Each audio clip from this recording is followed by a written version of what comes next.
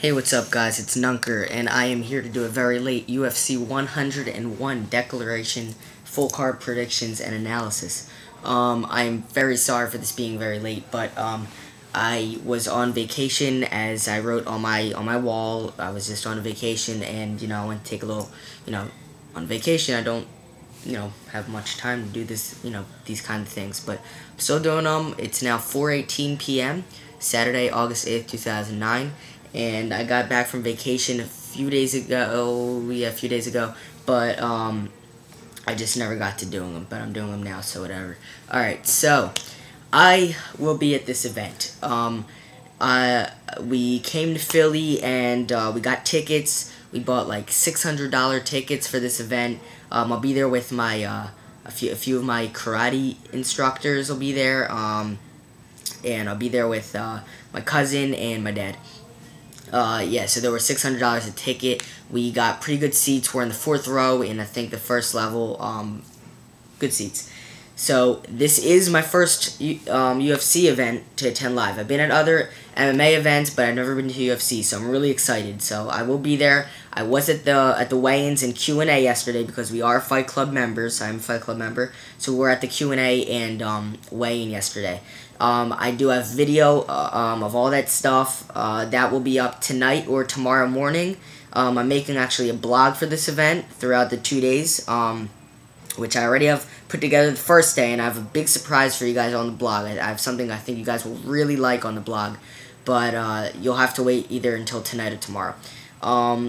So yeah, I was at the weigh-in and all, and if you guys see me tonight, if you guys see me at the fights tonight, if you guys are going, feel free to say hi or whatever, feel free to say hello and, whatever. I'll be there with a lot of people. Alright, enough of me chattering. Let's get right to it. So, since, as I said, I was at the weigh-in and Q&A yesterday, I got the official program for the event. UFC 101 declaration. Here it is. Back UFC 102. So I'm just going to go through it, the fights according to here. Alright. First fight of the night. I'm just going to put this here so you guys can see it better. Sorry about this. Okay. Thought you guys would like this. So, first fight of the night, Jesse Lennox against Danilo Villefort. So, pretty much, Danilo Villefort is making his UFC debut. He has fought in the WEC, has one win in the WEC, he's fought in IFL. He is currently on a 5-fight win streak.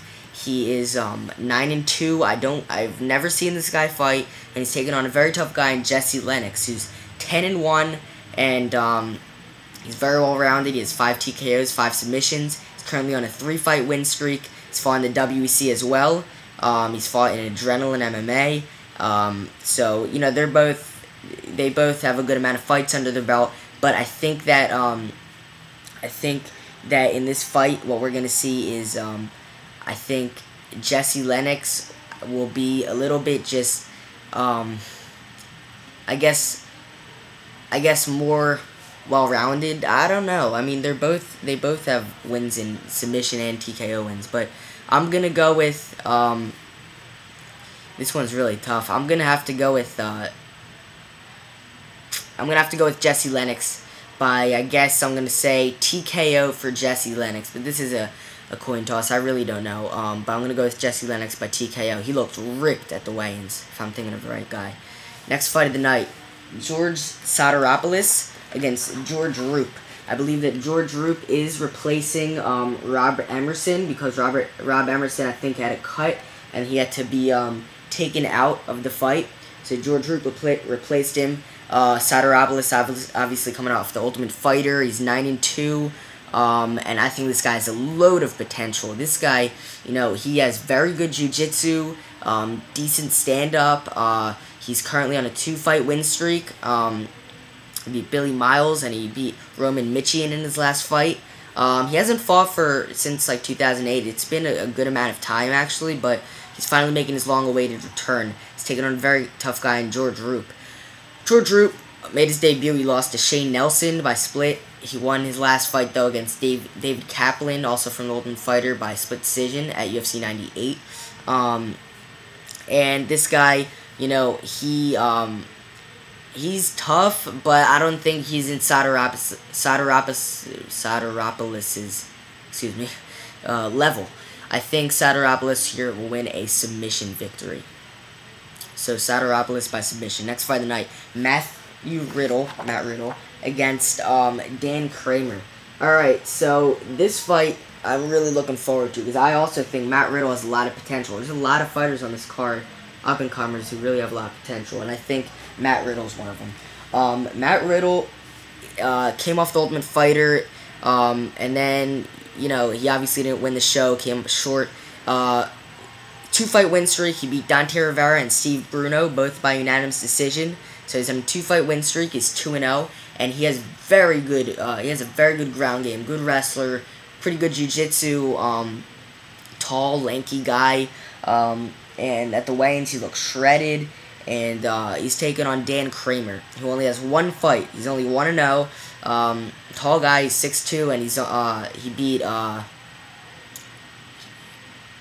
Matt Arroyo by a split decision. Sorry, I didn't have his profile open, but yeah, he beat Matt Arroyo by split decision. His UFC debut, he looked very good. But I think here, Matt Riddle will be just, I think, better at pretty much all the areas, a little more experience. I think I don't know, I just think that Riddle's going to win this fight somehow. I guess I'll go with a unanimous decision, split decision. Say unanimous decision, Matt Riddle. He's from Allentown, PA, so we'll be giving him some support. Next fight of the night, Thales against Alessio Sakara. Thales obviously coming off the loss to Anderson Silva. He got a lot of boos at the weigh-in yesterday, you know, because, you know, his last fight was obviously a very boring fight.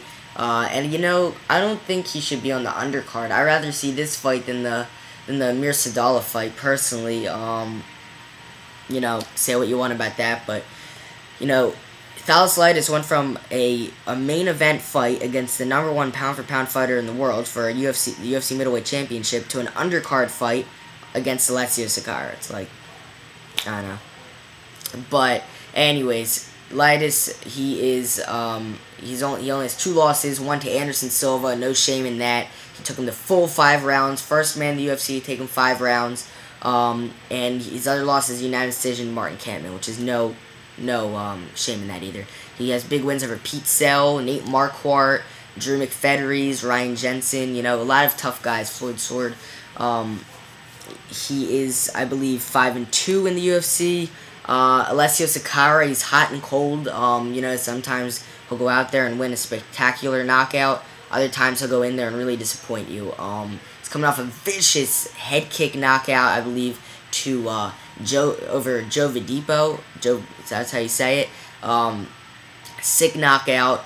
You know, I had a brawl with Chris Lehman in which he lost, but he's beaten James Lee, Victor Valimaki. He has losses to Drew McFedery, Dean Lister, and Houston Alexander. He also beat Elvis in 6. So he's really hot and cold. You never know how he's going to show up. There's a great striker versus grappler matchup.